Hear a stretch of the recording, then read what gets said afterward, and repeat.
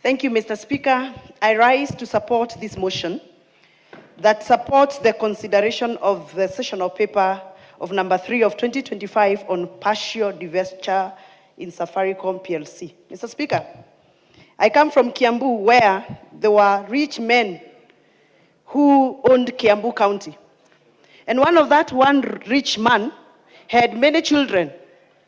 He owned a lot of estates, a lot of coffee, a lot of tea, a lot of cows, and he refused to liquidate his property, Mr. Speaker, so that he can pay school fees for his children. He used to report into a certain shop every morning, that one specific mzee, who was a friend to my grandfather. And he used to wear plastic shoes, yet he could afford leather, beautiful, upmarket shoes. Mr. Speaker, that old man used to eat mandazi for lunch, yet he could afford to eat nyama choma, roasted meat, Mr. Speaker. And eventually, Mr. Speaker, that old man succumbed and died and left billions and billions of money in their account. Yet, his sons and daughters never had even an opportunity to go to school. Mr. Speaker, that old muzee is the economy of Kenya right now. We are sitting on gold, billions of money, in the name of shares in companies. Yet, our young people cannot have a full meal because we are not able to open up economy. Mr. Speaker, the only thing we can do is to open up the economy. Release this money to the circulation.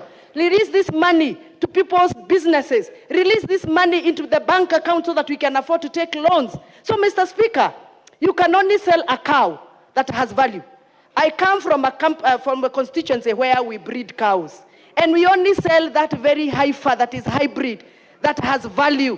That is why we have to make sure that we liquidate Safaricom, our best company, the hybrid company that we have, best performing company, Mr. Speaker, so that we can reap from the benefits of having a good company and help our young people recover from the extremes of bad economy that has been happening. So, Mr. Speaker, I am very excited about this, because I come from a constituency where people wear gumboots every day because we have no tarmac. It is time to unlock our wealth from so-called Safaricom shares so that we can be able to build our roads, so that we can allow my farmers to also enjoy a kilometer of tarmac when they are going to their coffee factories and their tea factories. So, Mr. Speaker, I'm looking forward for this money to be released so that it can be put into the infrastructure fund, the bill that was already assented by the president, so that we can now be able to open up the economy.